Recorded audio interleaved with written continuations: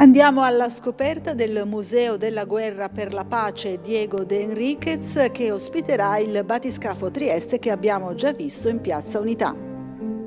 Ci troviamo nell'hangar 3, nella ex caserma Duca delle Puglie di via Cumano 22, e qui ha inizio il percorso espositivo relativo al primo conflitto mondiale, inaugurato nel 2014, che si snoda su 2 piani, qui al pian terreno e al piano di sopra, per poi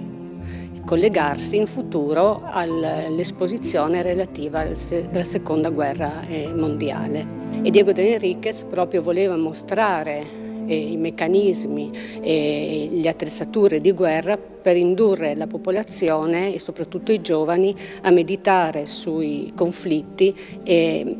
a sottolineare come se l'uomo impiegasse il proprio ingegno per macchine a uso civile sarebbe molto meglio. Il batiscafo Trieste è un paradigma di pace che da Trieste è partito proprio grazie all'interessamento di Diego de Enriquez, che ha dato un sostegno fondamentale agli scienziati Auguste e Jacques Piccard alla fine degli anni 40 e all'inizio degli anni 50, e che quindi ha permesso di realizzare questa straordinaria avventura con l'immersione al largo dell'isola di Ponza nel 1953 e poi con il record assoluto dell'immersione nella fossa delle Marianne a oltre 10.000 metri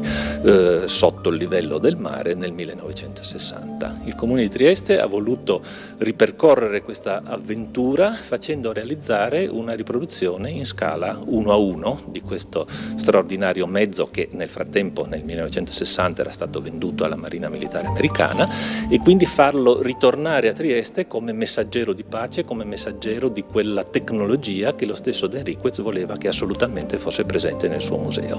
Stiamo realizzando all'interno dell'hangar 8 del comprensorio della caserma Duca delle Puglie un nuovo allestimento che ospiterà questa riproduzione che è stata esposta in occasione di Barcolana 2025 in Piazza dell'Unità d'Italia. Quindi Enriquez è proprio colui che dà avvio a questa operazione, sostenendo anche finanziariamente i 2 Piccard, paga loro vitto e alloggio quando vengono a Trieste o quando si recano anche in altre località d'Italia per cercare supporto economico e anche per avere dei supporti tecnici per la costruzione del batiscafo. E quindi penso che Enriquez sarebbe infinitamente contento di riavere all'interno delle proprie collezioni questo batiscafo che aveva sognato potesse entrare a far parte del proprio patrimonio museale, proprio per metterlo in contrapposizione alla tecnologia bellica e quindi dare un messaggio di pace molto molto forte.